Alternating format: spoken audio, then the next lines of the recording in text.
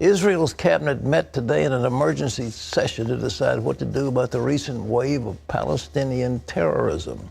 But Israel is also facing another type of war, a propaganda war. John Jessup has that story from our CBN News Bureau in Washington. That's right, Pat. Terrorists killed 3 Israelis and wounded 20 during Tuesday's Day of Rage. But Palestinian social media is making it look like the Israelis are the aggressors. Chris Mitchell brings us this report from Jerusalem. And be warned, some of the video you're about to see is graphic. This is what a terror attack looks like, and what Israelis have been facing for weeks. This Palestinian man rammed his car into a bus stop. He got out and hacked 60-year-old Rabbi Krashevsky to death. He then began attacking 78-year-old Haviv Hamim with a meat cleaver. Finally, a nearby security guard stopped him. Despite clear evidence and security camera footage of many of these attacks, Palestinian social media is accusing Israeli police of executing the attackers. Palestinian negotiator Saeb Erekat is also calling on the International Criminal Court to investigate Israel. A case in point, Israeli police confront this Palestinian woman brandishing a knife.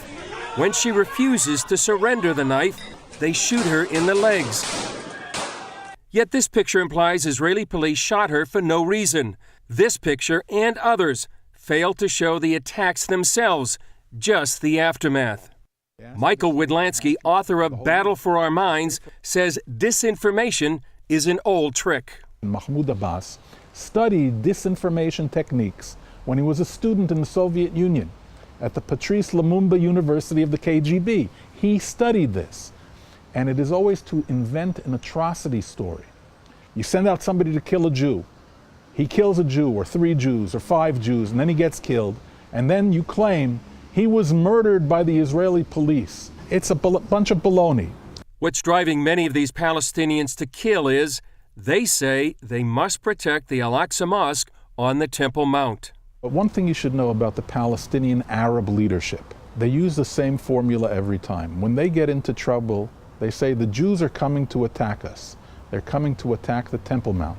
That's what they did in 1921, 1922, 1929. What Arafat did in 2000, Mahmoud Abbas did the same thing this year.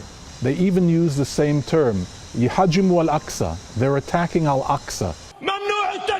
In order to protect the Al-Aqsa Mosque, this imam in Gaza calls on West Bank Palestinians to impose what he calls a curfew of stabbing to keep Israelis terrorized so they'll stay inside. Jerusalem Mayor Nir Barkat says it's this kind of incitement that kills.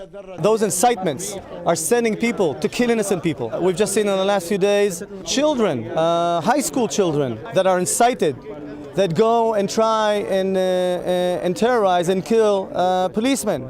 They don't return home. They themselves get killed. The incitement kills on both sides. Chris Mitchell, CBN News, Jerusalem. And Pat, as we've been reporting, many are concerned this might be a precursor to another intifada. Well, it already is an intifada in a sense. But think of the Israelis. Think of you if you're in downtown Chicago or New York, and every time you get on a bus, there's a danger that somebody sitting next to you will pull out a knife and stab you. I mean, it would be horrible, wouldn't it? And it'd mean that you would have to be armed, and then, of course, the police would try to take your gun away from you, your weapon, and leave you defenseless. And all those Israeli people don't want to go around with guns, nor do they want to have soldiers on every single bus or every single means of public transportation. But this is spontaneous in a sense, and it's going to be very hard for Israel to stand against it. But those of us who know and love the truth must stand with Israel on this one. They are lying about this situation, and we will not be deceived by those lies. But unfortunately, what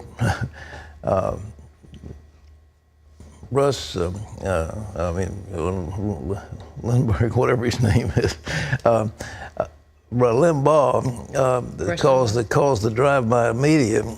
They don't pay attention to this stuff. They pick up little snippets. So we've got to be better than the drive-by media. We've got to know what's going on, and we do know. And we're going to stand with Israel in this one because this thing is incited by the Palestinians to, well, weaken and destroy Israel.